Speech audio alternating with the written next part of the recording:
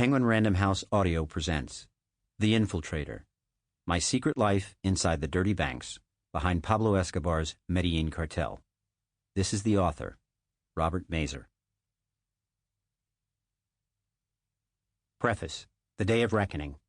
U.S. District Court, Tampa, Florida, March 26, 1990. Armed guards led me into a tiny windowless room in Tampa's U.S. District Courthouse. Through the glossy mahogany walls came the muffled voices of lawyers arguing and the response of an unruly crowd. On the other side of the door, I was about to do battle with some of the best defense attorneys money could buy. For the first time since the unmasking of Bob Musella, my cover as an international money launderer, half a dozen men who had come to realize that I wasn't really one of them were about to lay eyes on me. As the minutes dragged, I gathered strength for the fight ahead by thinking of my wife and children, who had spent years enduring the hardships of my career.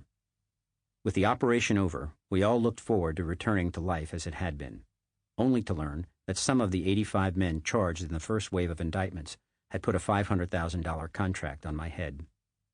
My family and I relocated and were living under an assumed name, but I wouldn't be able to live with myself if my role in taking down cartels and their bankers brought any harm to those I loved. The hard work and anguish of the last 4 years would have meant nothing. I needed every ounce of strength and determination I could muster to get through the next 3 months on the witness stand. "They're ready for you now," said a deputy U.S. Marshal, opening the door and breaking my reverie. He led me into a courtroom jammed with hundreds of reporters and spectators, and also the wives and children of the defendants with whom I had spent so much time. They said nothing, but their faces all screamed, "How could you?"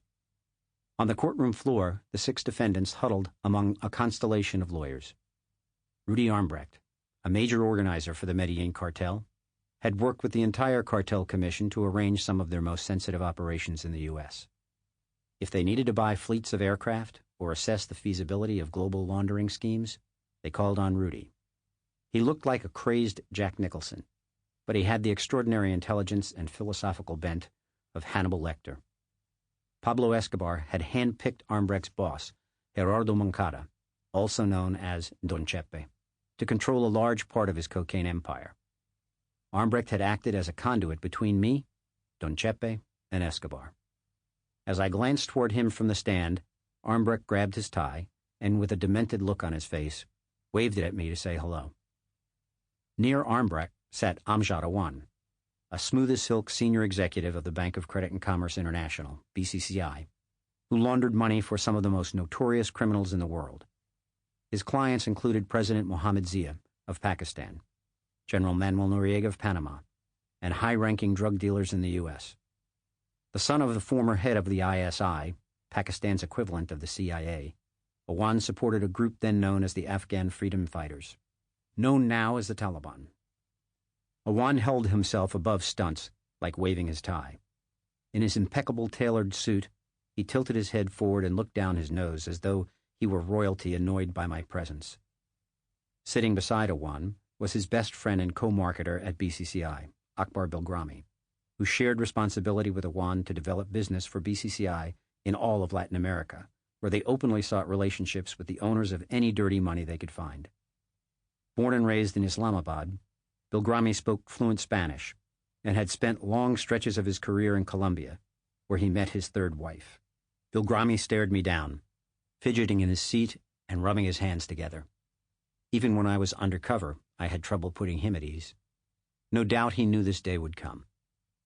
Ian Howard, a BCCI officer born in India, ran the Paris branch of the bank, doing the dirty work for his boss, Nazir Chinoy.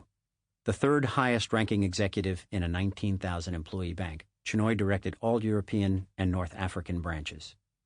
After I won Chinoy's confidence, in Paris, he brought Howard into our schemes.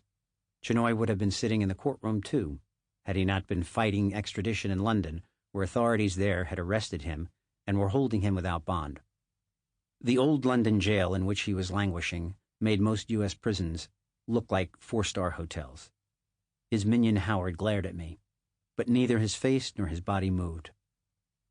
Also from Paris, Howard's right-hand man, Sibdi Hassan, found himself tangled in the web of our undercover operation. Hassan's was the hand that pushed money around the globe wherever Chinoy directed. Sample complete. Ready to continue?